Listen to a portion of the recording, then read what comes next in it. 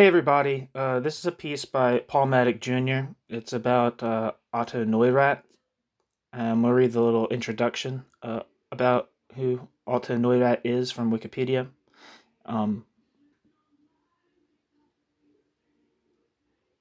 He was it doesn't say this in the introduction, but I believe that Otto Neurath, I'm not exactly sure, but I believe Otto Neurath was the head of economic planning for the short-lived Bavarian Soviet Republic, in addition to be a philosopher and a social scientist.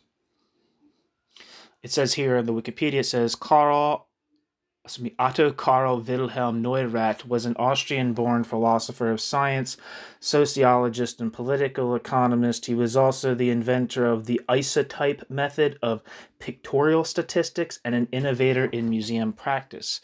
Before he fled his native country in 1934, Neurath was one of the leading figures of the Vienna Circle.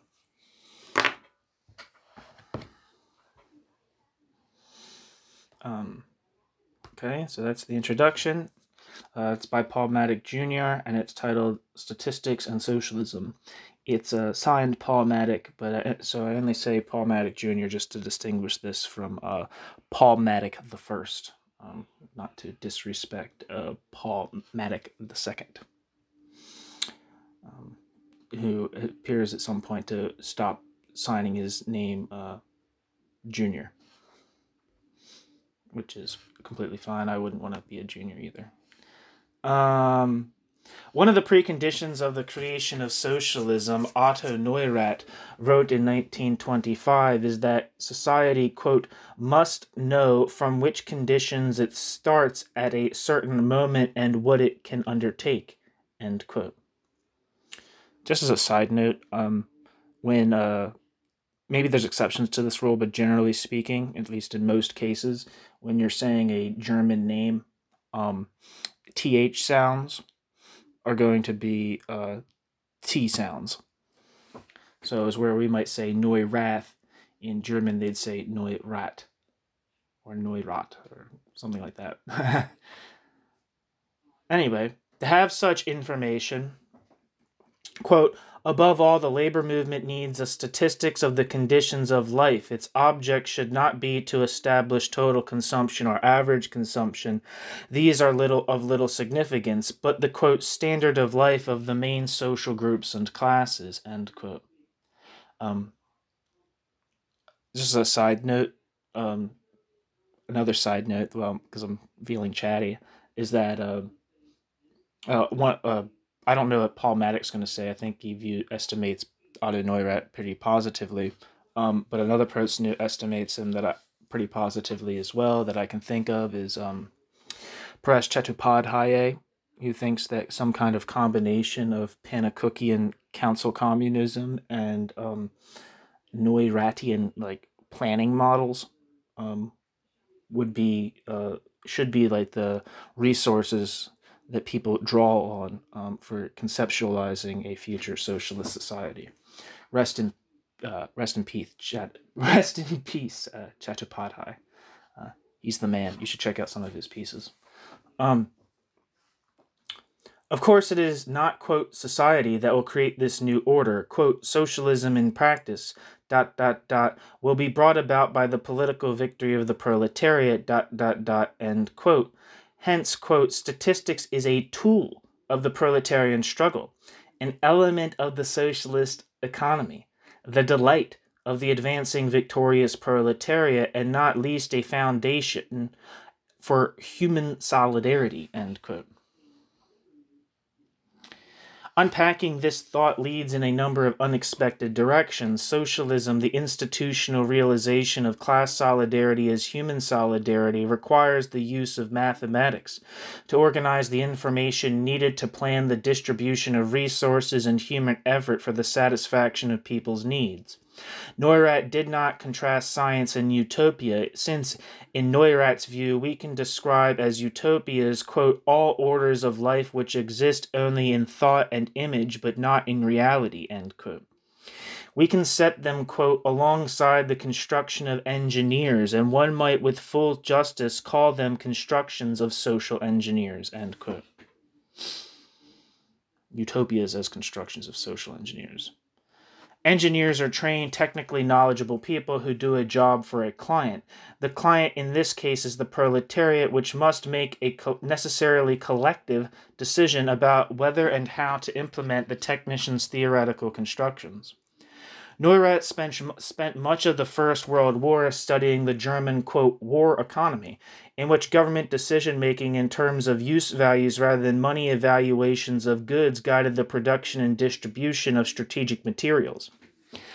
Already prepared by his studies of economic history to see the modern money-based economy not as the most rational form of society as economists take it to be, but as productive of serious inefficiencies and systematically deleterious to human welfare, he had thrown himself into thinking about how to organize a peacetime economy on an in-kind basis, regulated not by the profitability demands of privately owned enterprises, but by the wishes of the population as a whole, for a certain condition of life.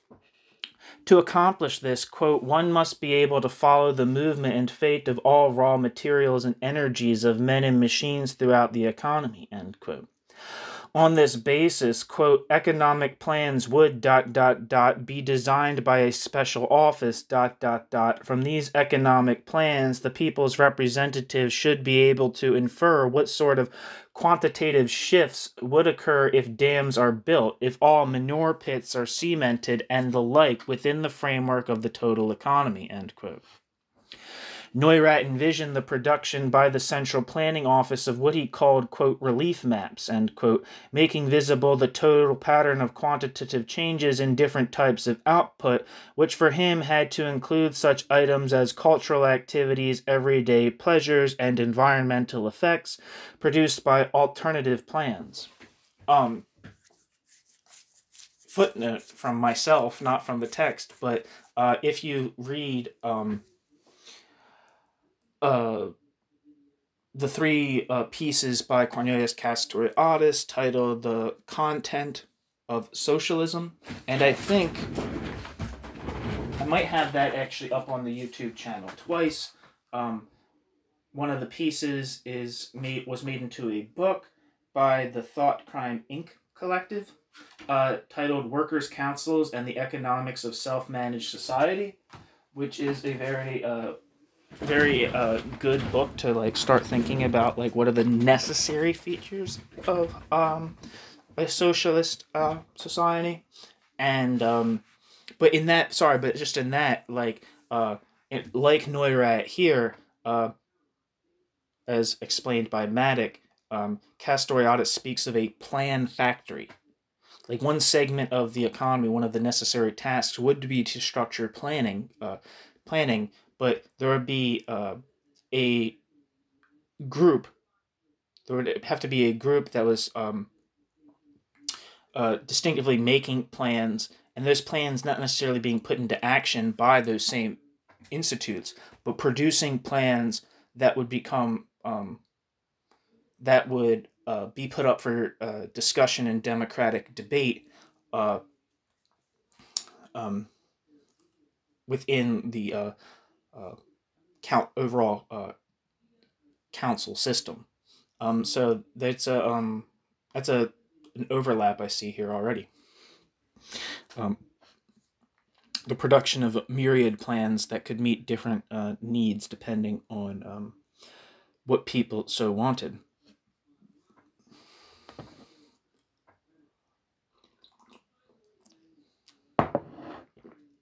It was then up to, quote, the people's representatives, end quote, to choose which plan to implement. Since, quote, there is no way to calculate what the economic efficiency of the total measures and institutions is, end quote, the illusion that monetary calculation accomplished this hides the reality of decision-making regulated by the profitability of businesses. Society must consider, quote, different economic plans with various distributions of work and production, and choose, that plan which brings the highest usefulness, the maximum of quality of life, end quote. An index to how literally Neurath meant his conception of social planning as engineering is his behavior on an occasion when he was actually asked to provide technical expertise for the construction of socialism. Neurath's political radicalization by the war was a common enough experience that the war was ended in Germany by mass revolution in 1918. On November 7th, 2 days before the declaration of the Social Democratic Republic in Berlin, a coalition of socialists from different party organizations took power in Munich. See, I was right. As the majority Social Democrats who controlled the Berlin government demonstrated their opposition to any radical transformation of society beyond the elimination of the monarchy, the Munich coalition fractured. In early April, a council republic was proclaimed by the most radical forces organized by the Revolutionary Workers' Council. Attacked by socialist-directed military forces, this government was joined by the Communist Party, only to be quickly crushed.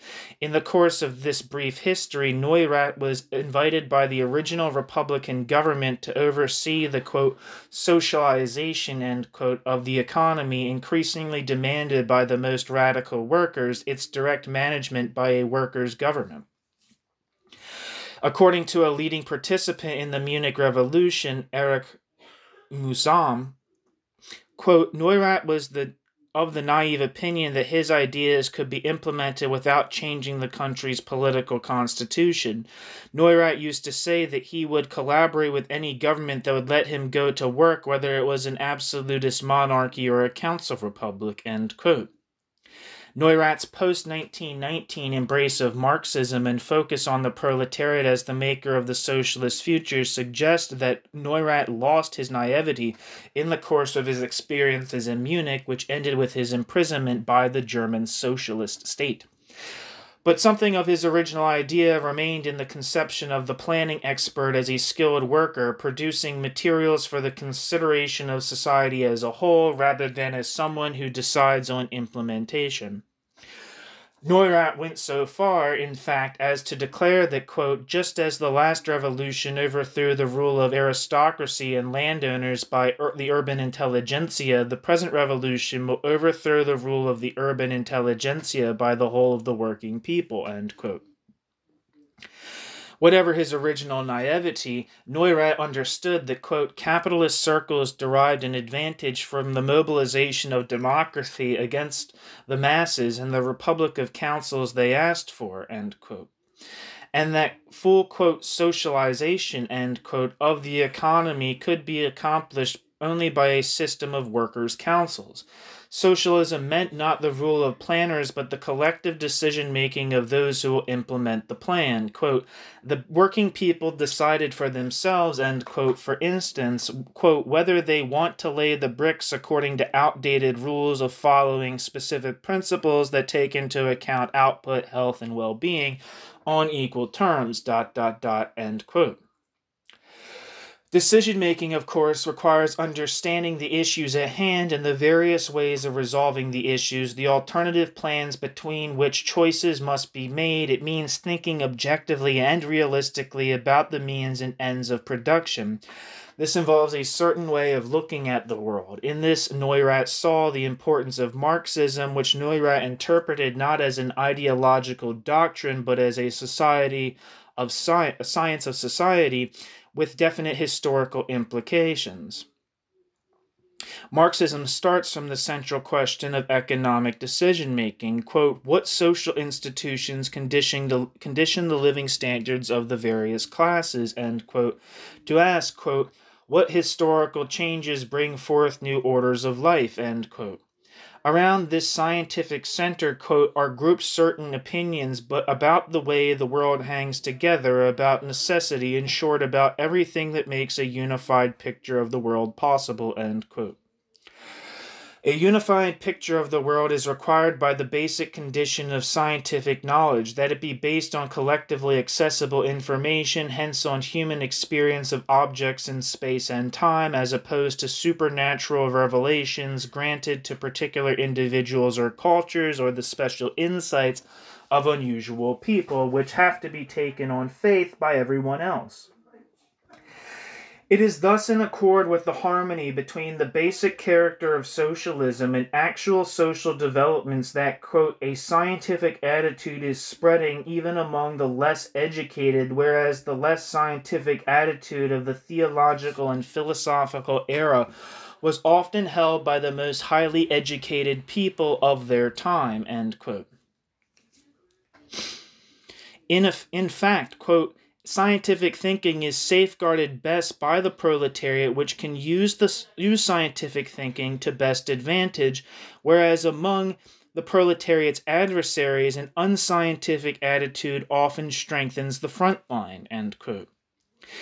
This belief was restated in what is probably currently the best known of Neurath's publications, The Scientific Conception of the World, the Vienna Circle, written in 1929, with the editorial help from Rudolf Carnap and Hans Hahn. If you're a philosopher, or have a background in philosophy, which I do in terms of just like an undergraduate philosophy program, if you take I remember taking formal logic, and there's like a website, it's like I think it was a practice website. I'm not sure if we had to pay for it or not. It was like a practice website where you solved like formal logical problems, like formal logic being like symbolic, like abstract logic that doesn't rely, that's talking about, the relationships between concepts like in the most absolutely like abstract form. So Rudolf Carnap, the big person in analytical philosophy, which I think that it would behoove me, and it would probably behoove other people as well, to know a little bit more about analytical philosophy instead of just the sort of like blunt denunciations of it by so-called continental philosophers.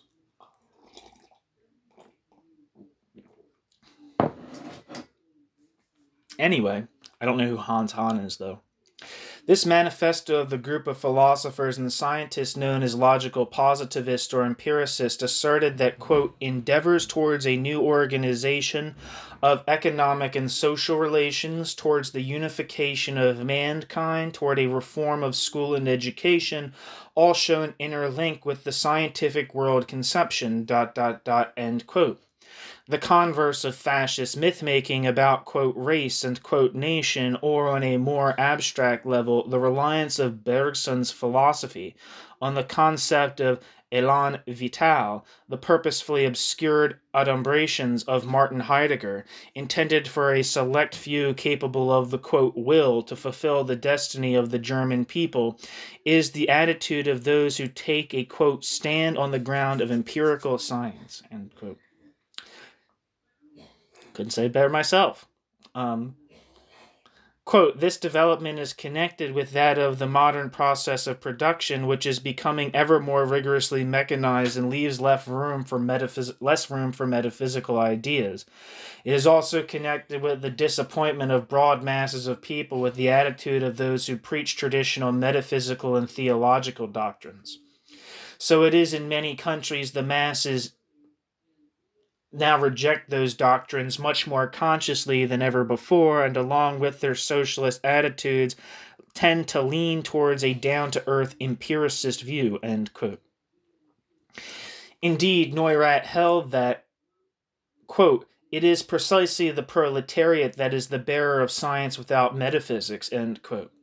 Neurath's optimism was not meant to deny the existence of, quote, fierce social and economic struggles, end quote, in which he saw members of the Vienna Circle as participants. Apart from their activities within the scientific and philosophical spheres, he called on them to contribute to the movement for socialism.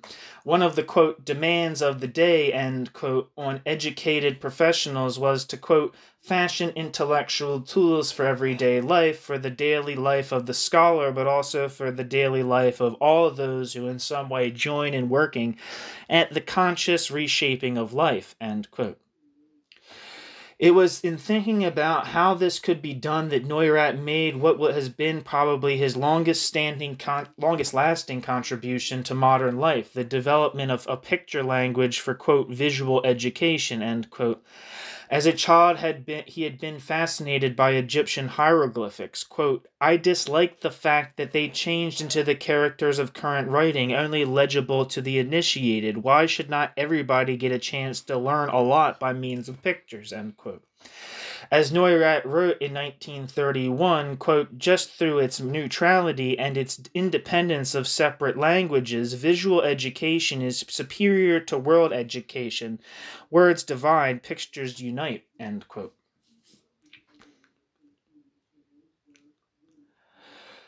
The potential for a visual education became clear to Neurath in the course of his activities in connection with the urban settlement movement, which had developed in Vienna after the war as a result of the destruction of housing stock and the disorganization of the economy caused by the war. The tens of thousands of hungry and homeless people created gardens and helped each other to build housing on empty land. Extracted from a Bavarian prison after the crushing of the Council Republic, Neurath founded the Research Institute for Cooperative Economy in 1920, sponsored by the Social Democrat-controlled Vienna city government. Neurath's institute, quote, hosted lectures, published policy papers, and organized meetings with workers' groups and cooperatives, end quote, a post-revolutionary version of his activities in Munich. This is just a side note to myself, so ignore it, but it seems to me that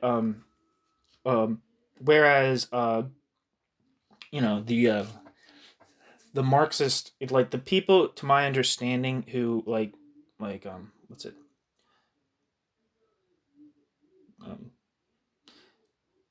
Ebert and Noska, or whatever, can't remember their exact names, but the people who were like the social democratic leaders of the Weimar Republic, those were kind of like the right, to my understanding, were the right wing of German social democracy. Whereas in Vienna, to my understanding, so-called Red Vienna, where the Social Democrats had power, to my understanding, they were more, maybe this might be wrong, that's why I'm saying it's just a note to myself, I'm just kind of like thinking out loud, but to my understanding, like the Vienna, Red Vienna was definitely like more represented like the, like I think like centrist, what you might call like centrist Marxism. So for instance, and were guided more by the ideas of Marxism and were more radical than, they weren't like obviously like they weren't Luxemburg or Lenin, but they also weren't like the right wing social democrats either. I'm not exactly sure what their influences was, but there's Austro-Marxism, which I think, depending on how one categorizes them, if you're just strictly going on, if you're talking about like ideological coherence or you're talking about geographical location, it will depend on like who you're at. Like, I think I've heard people kind of like refer to Kautsky as like an Austro-Marxist, even though obviously he's, operating in the German Republic or German Empire and then Weimar. But what I'm saying is that I'm not sure how many of these people, but that would be people like Kurt, what the fuck is his name? But that would be like Otto Bauer, Rudolf Hilferding, say Karl Renner.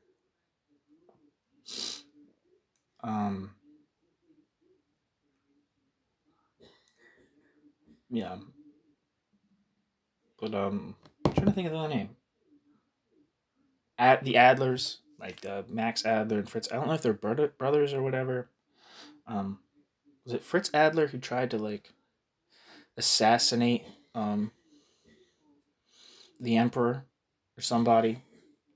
Tried to assassinate somebody,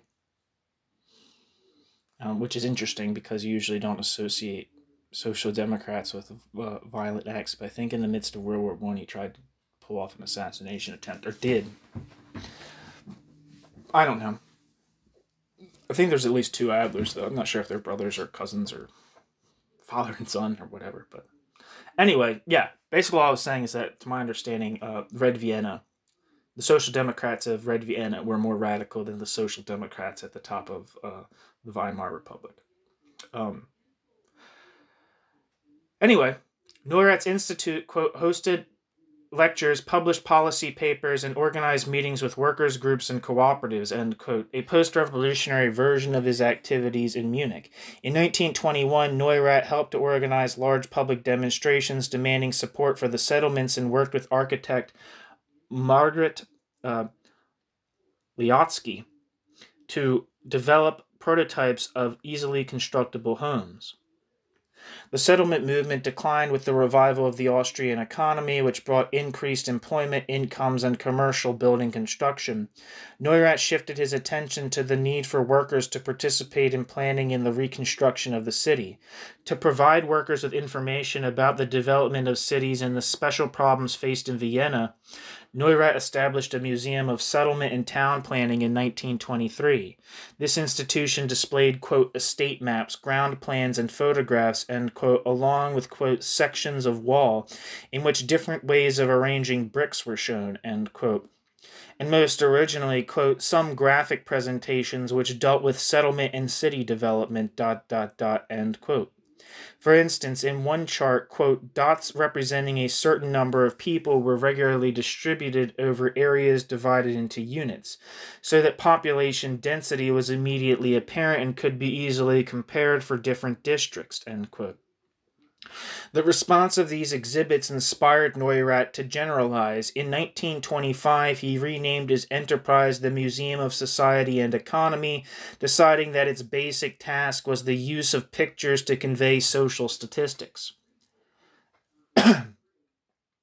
He held that this method, like the scientific world conception is embodied, was in accord with basic developments in social life.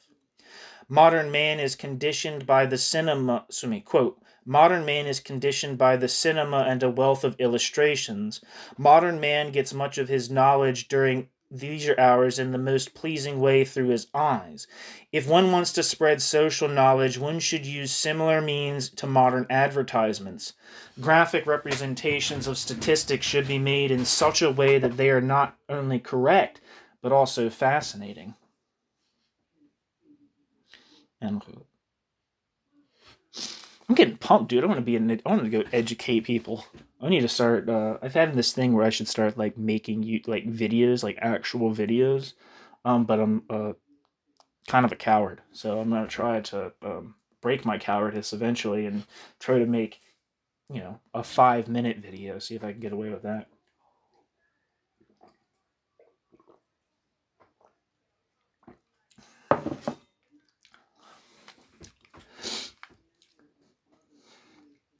This required, he came to think, a system of simple, clearly designed symbols following certain rules. For instance, that a large number of things is represented by a larger number of symbols, and that the same symbol is always used for the same thing. Where possible, colors are used with their common meanings. Neurath's commitment to the post-expressionist modernist aesthetic of the time is visible in Neurath's statement that, quote, such simple, careful, symbolic representation is educationally superior to expressionistic play with strong, effective colors, to sentimental naturalism, and also to the jokes of caricature, end quote. Neurath, a notoriously funny man, was opposed neither to jokes nor to feelings, but as an empiricist, Neurath drew a sharp line between emotions and scientific knowledge. It was scientific knowledge that people needed to guide their social decision-making. Thus, quote, even the furniture of the exhibition is to serve the museum's purpose only and not to detract by sentimental or monumental effects, end quote. Visual education, as opposed to advertising or propaganda, aims, quote, to give fundamental, strictly scientific information for social understanding, even to the less educated, without depressing him in the way learned books and statistical tables do, end quote. Like science, the educational activity of the museum was collective in nature. Quote, all charts and models are produced by a team. They serve the public and are not the expression of single individualities, end quote. Neurath spent years working with a variety of designers and artists before he found an artistic collaborator with a similar attitude towards collective work, Gerd Arndt, whose woodcuts Neurath saw exhibited in Dusseldorf in 1926. Arndt had been a member of the group of progressive artists active in Cologne in the 1920s, which included Franz Seifert, Heinrich Hürle, and the Czech August Schinkel, Otto Freundlich, and the photographer August Zonder. The relationship between Neurath and other members of the Vienna Circle and the Bauhaus has been well established. Modernist architecture was bound to be central to Neurath's thinking, given his earlier concern with workers' housing projects, but in addition, Neurath, along with, for example, Rudolf Carnap, recognized in it an impulse akin to their philosophical constructivism. Quote, truth to materials, end quote, and functional, ornament-free design embody the same commitment to progressivist rationality as the positivist program of a unified science to be built up by transparent, logical methods out of materials furnished by experience, thus excluding metaphysical irrationalism. Yet Neurath chose to work with the progressive Arndt rather than one of the Bauhausler.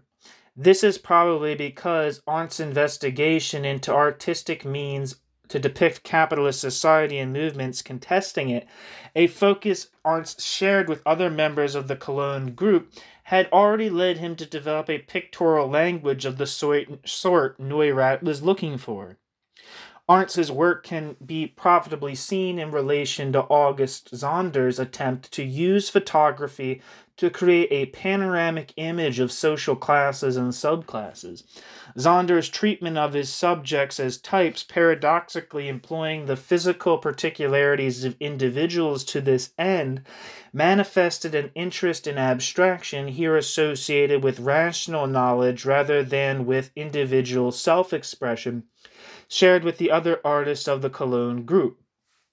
Debates within the group over the political meaning and limitations of representational and non-representational art largely concerned issues of balance between documentation of existing reality and articulation of the desire to change it.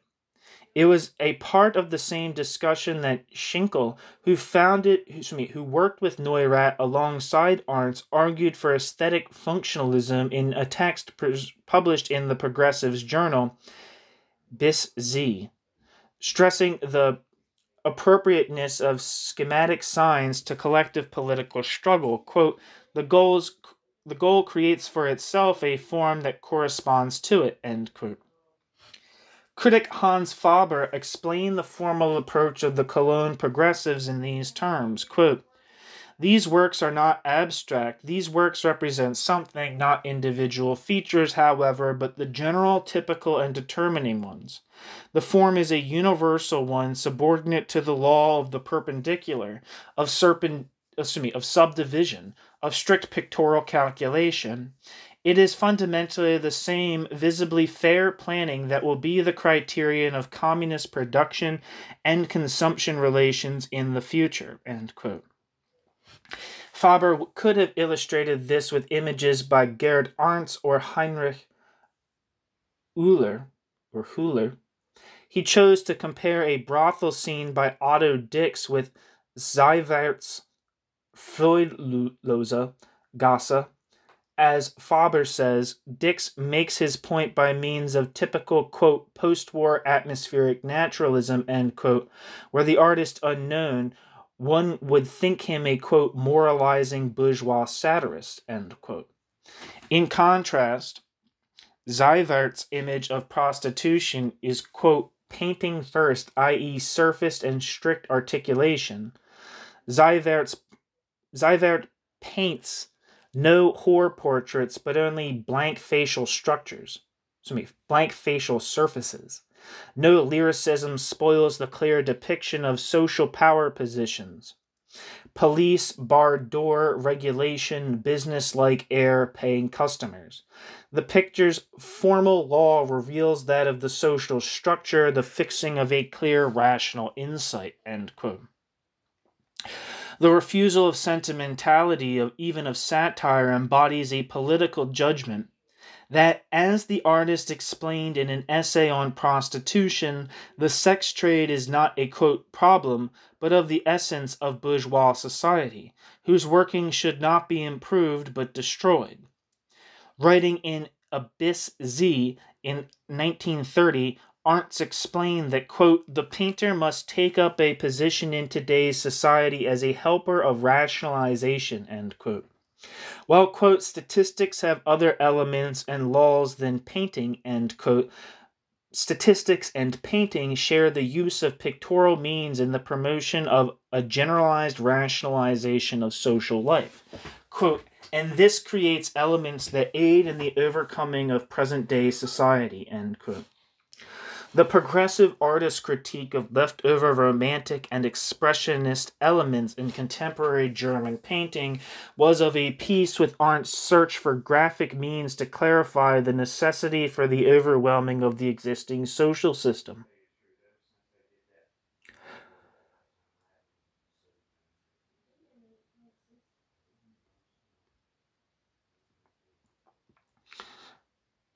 The Cologne progressives, a group of artists oriented politically toward the German anti-parliamentary left, and thus towards a revival of the post-war movement of workers' councils, were in a different political situation than Neurath occupied as a city official in the midst of Red Vienna.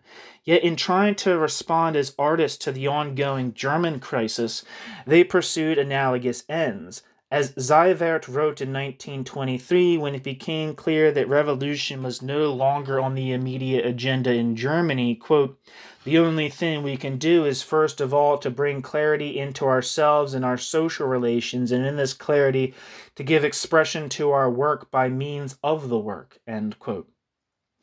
For the philosopher social scientist, working class education, for which the new system of pictorial statistics was an invaluable tool, exemplified the Vienna Circle's commitment to logic and scientific progress, a means to beat back the rising tide of reaction. Neurath seemed to have been cheerful by nature, and the tone of his writings of the mid and late 30s is generally optimistic. But this reflected the attitude that people must try to do their best rather than a willful denial of the reality of economic depression, fascism, and impending war. In 1939, Neurath published in English a large-format illustrated book, Modern Man in the Making, which examined human history and humans and its then state with a clear eye. Thus he began by contrasting declining mortality rates with the rise of unemployment as key indicators of the quality of modern life. He used picture symbols also to suggest the way in which the development of science-based technology led to the uniformization of military equipment. Quote, a knowledge of war technology is the common possession of all nations today, end quote. At the same time, Neurath rejected the unscientific view that war was a function of an innate irrationality of, quote, human nature. Neurath concluded his book with the thought that, quote, the social order might be reconstructed without fundamentally changing human character, namely by transforming human institutions on the basis of traditional scientific attitude. Thus it may still be possible to love and hate one another, but with a sense of social security that is now lacking, end quote. It was in the interest of such a future that his book presented, quote, material which everybody will find useful in interpreting statistics published in newspapers and reference books, end quote. In this way, visual education might create the basis for a more lasting achievement of the workers' self-government that had made an all too brief appearance in the Council Republic.